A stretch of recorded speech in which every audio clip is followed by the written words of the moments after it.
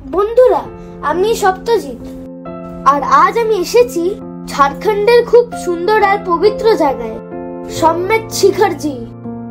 বলা হয় 24 মধ্যে 20 জন তীর্থঙ্কর এখানে মোক্ষ লাভ করেছিল, তাই একে পবিত্র সম্মেদ শিখর বলা হয়। সকাল সকাল আমি আর আমার বাবা মা যাত্রা শুরু করি।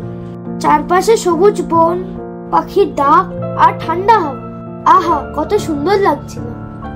আমরা আস্তে আস্তে পাহাড়ের উপরে উঠতে শুরু করলাম। প্রথমে একটু কষ্ট হচ্ছিল, কিন্তু আমরা থামিনি। রাস্তা জুড়ে দেখলাম অনেক তীর্থযাত্রী, সবাই ভক্তি ভরে হাঁটছে আর প্রার্থনা করছে। অবশেষে 7 ঘন্টা পায়ে হেঁটে মেঘেদের পারমিশন নিয়ে আমরা দেখতে পেলাম পারেশনাথজিকে। এখানে আমি চোখ বন্ধ করে প্রার্থনা করলাম, যেন সবাই ভালো থাকে।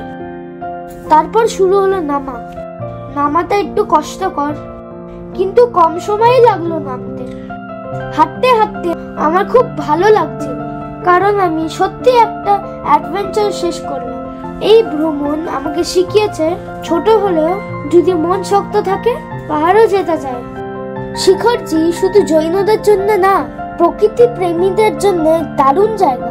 এখানে এলে মনে হবে সত্যি আমরা দেবতার ধ্যানে পাহাড়ের কোলে বসেছি। বন্ধুরা, যদি তোমরা কখনো ঝাড়খণ্ডে আসো, একবার শিখরজি ঘুরে দেখতে ভুলো না। এটা সত্যিই একটা দারুণ এক্সপিরিয়েন্স। हम चले शिखरजी, सब चले शिखरजी, मिलने पारस जी। हम चले शिखरजी।